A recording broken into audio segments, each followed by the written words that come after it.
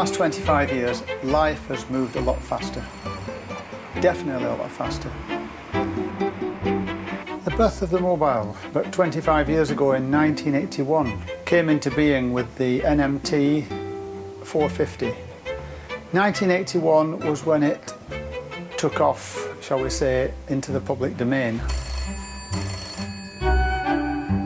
This is a selection of the 1980s, from the beginning of the 1980s towards the end of the 1980s.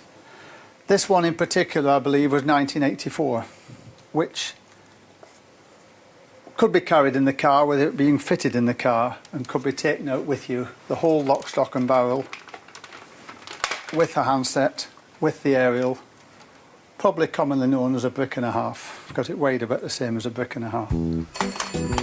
Now moving towards the end of the 80s, we now have a self-contained phone.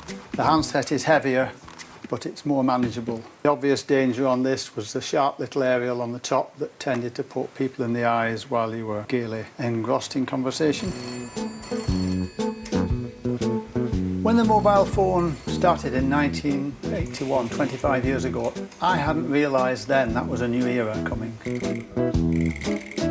Gone are the days when every subscriber had their own record card. A record of the telephone, the connections.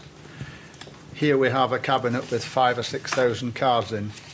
One card for every customer, but in 1985 all this was put on a computer, on a database, and these things now have become historical items. And of course, it's never been the same since. The last 25 years has changed the way we communicate.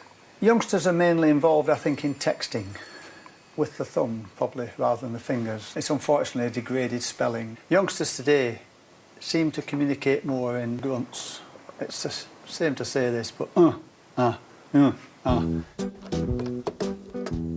Phones used to ring. The majority of phones did. It was a bell. Nowadays it's pop music, animal noises, any noise you care to record yourself if you so wish. Some are too loud, miles too loud.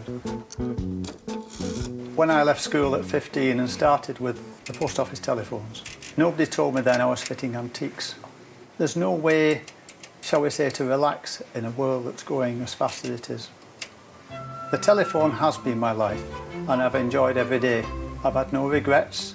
If I could go back, I don't think I'd change anything.